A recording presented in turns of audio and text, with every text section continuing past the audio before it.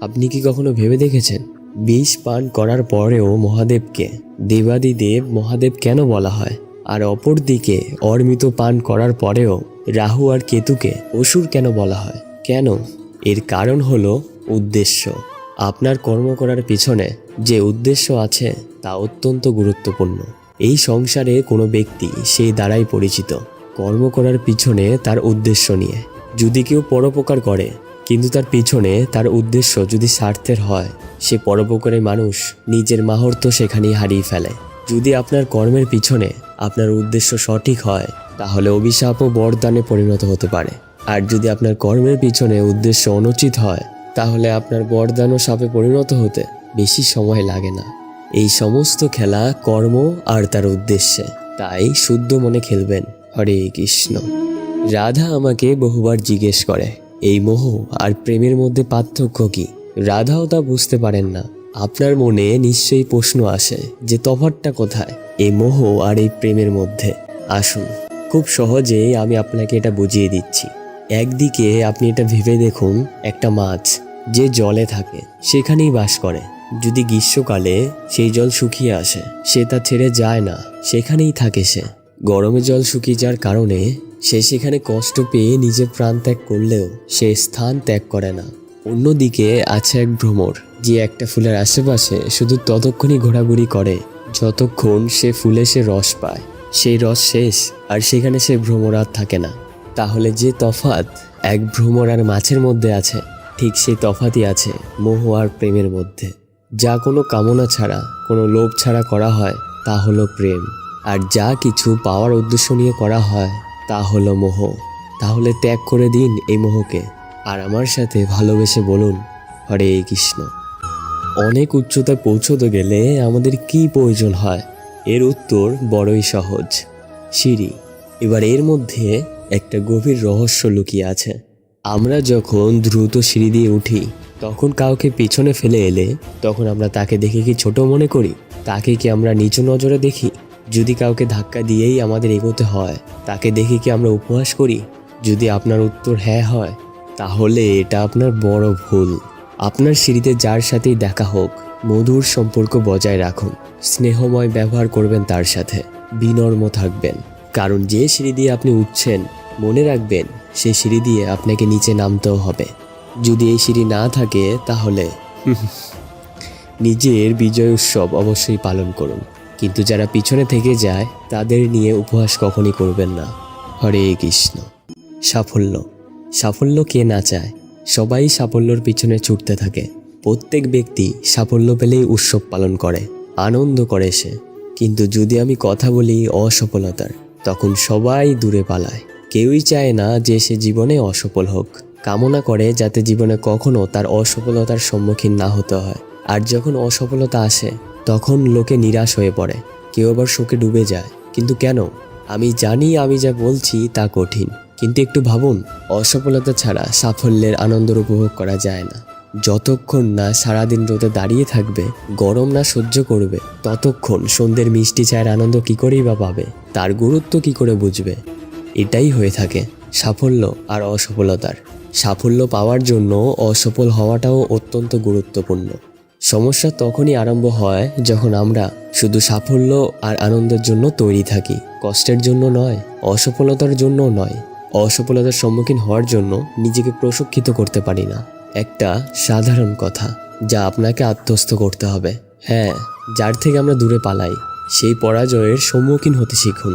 ব্যাস, দেখবেন আপনি স্বয়ং জয়ী হবেন। হরে কৃষ্ণ। এই সংসারে অসংখ্য মানুষ অর্থ আর সামর্থ্য দিয়ে মূল্যায়ন করেন যে কোনো মানুষকে, নিজেদেরও আর অন্যদেরও। আর বহুবার অর্থ এবং সামর্থ্য অর্জন করতে গিয়ে আমরা সময়, সম্পর্ক আর স্বাস্থ্য পিছনে ফেলে আসি। আমরা তার খেয়াল রাখি না, ভাবি যে একবারে অর্থ আর সামর্থ্য অর্জন করে নেওয়ার পর তারপরে এই সময়ও আমাদের কথা মতোই চলবে, সম্পর্কগুলোও আরও মধুর হয়ে যাবে, আর এই স্বাস্থ্যও আমাদের হাতের মুঠোয় থাকবে। কিন্তু এই অর্থের জন্য যখন আমরা এই তিনটেই হারিয়ে ফেলি তখনই আমরা বুঝতে পারি যে আমরা কতটা অর্থহীন ছিলাম। আর তারপরে এই সংসারের সমস্ত অর্থ সংগ্রহ করে নেওয়ার পরেও আপনি আপনার ফেলে আসা সময় কখনো ফেরত পাবেন না, না তো সেই সম্পর্ক আর না সেই স্বাস্থ্য। সেই জন্য এই তিনটির মূল্যই বুঝে নিতে শিখুন অনেক দেরি হয়ে যাওয়ার পূর্বে। হরে কৃষ্ণ। যদি আপনারা এই ধরনের শ্রীকৃষ্ণের বাণী শুনতে পছন্দ করেন তাহলে অবশ্যই আমাদের এই চ্যানেলটাকে সাবস্ক্রাইব করে রাখুন। হরে কৃষ্ণ। দাদা আমাকে বহুবার জিজ্ঞেস করেন যে কানহাই, তুমি রাধার সাথে এই সংসারে প্রেম শেখাতে এসেছো, তাহলে কেন তুমি রাধাকে এত বিরক্ত করো? কেনই বা ও তোমাকে বিরক্ত করে? কেন এই ঝগড়াঝাটি হয়? কেন এই টানাপোড়েন চলে? এবার এটার উত্তর আমি কিছুটা এভাবে দিতে চাই। পিঁপড়ে সেই বাড়িতে প্রবেশ করে যেখানে মধু উপস্থিত আছে। যদি আপনার বাড়িতে মধু থাকে বা কোনো মিষ্টি জিনিস থাকে, মিষ্টত্ব থাকে, তাহলে পিঁপড়ে অবশ্যই সেখানে প্রবেশ করবে। আর ঠিক এরকমই হয় আমাদের সম্পর্ক। এর মধ্যেই ছোটোখাটো ঝগড়াঝাটি, টানাপোড়েন, রাগ করা, মন ভাঙানো এগুলো হতেই থাকে, বিশেষ করে সেই সম্পর্কগুলিতে যেখানে মিষ্টত্ব আছে। মনে রাখবেন, যে সম্পর্কে কোনো খুনসুটি নেই, রাগ করা, মান ভাঙানো নেই, কোনো ছোটোখাটো ঝগড়াঝাটি নেই, সেই সম্পর্ক শুধুমাত্র মস্তিষ্ক দিয়ে পালন করা হচ্ছে, মন থেকে নয়। তাই মন থেকে ভালোবাসতে শিখুন। তাই এই ছোটোখাটো ঝগড়াঝাটি, মধুর খুনসুটি আনন্দ উপভোগ করুন, কারণ এতেও ভালোবাসা আছে। হরে কৃষ্ণ।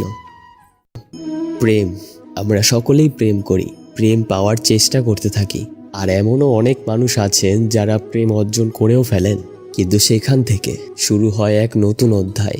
আচমকা দুই প্রেমেরই কিছু অনুচিত বলে মনে হতে থাকে। আচমকা দুজনে নিজেদের অস্তিত্ব নিয়ে বিচলিত হতে শুরু করেন। এবার এমন হলে কি করা যেতে পারে? দেখুন, এই হলো হলুদ আর এই হলো চুন। এবার এটাকে দেখুন। তখন ওরা নিজেদের রং ত্যাগ করে দিয়ে একটা নতুন রং তৈরি করলো। প্রেমের রঙও কিছুটা এভাবেই অর্জন করা হয়। এখানে কোনো আমি থাকে না, শুধুই আমরা হয়, শুধুই হয় একান্ত। সেই জন্য ত্যাগ করুন নিজের অস্তিত্বকে আর মনের উত্তেজনাকে আলিঙ্গন করুন। তারপর দেখুন আপনার এই প্রেম আপনাকে কোথায় কোথায় নিয়ে যায়। হরে কৃষ্ণ। সমাজ, আমরা এই সমাজে বাস করি আর বহুবার আমরা একটা গুরুত্বপূর্ণ কথা ভুলে যাই। এই সমাজ আমরা সকলে মিলে তৈরি করি। সমস্ত সময় কাটিয়ে দিই এটা ভাবতে ভাবতে যে সমাজ কি ভাববে, আমার কি করা উচিত, আমার কি ভাবা উচিত, কি পড়া উচিত, কোনটা সঠিক কোনটা ভুল। যদি আমি এটা করি তাহলে কয়েকজনের এটা মনে হবে না তো যে আমি খারাপ, যখন আমি তা নই। মনে ভয় উৎপন্ন হয় সে কয়েকজন মানুষের জন্য।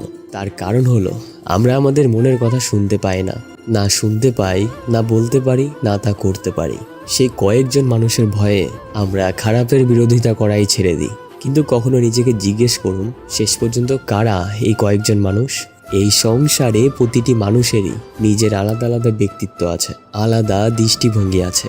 তাই যদি আপনি এটা ভাবেন যে আপনি সবাইকে খুশি করতে পারবেন, তাহলে আপনি ভীষণ বড় একটা ভুল করছেন। জীবনে কর্ম তাই করুন যাতে আপনার অন্তরাত্মা সন্তুষ্ট হয়। আর অন্তরাত্মা তখনই সন্তুষ্ট হবে যখন আপনার কর্ম শুভ হবে। তাই নিজের মনের কথা শুনে এই সংসারে শুভকর্ম করতে থাকুন, তবেই এই সংসারের কর্মে আপনি সার্থক হবেন। আসুন আর আমার সাথে ভালোবেসে বলুন, হরে কৃষ্ণ। এই পুস্তক বড়ই কাজের জিনিস।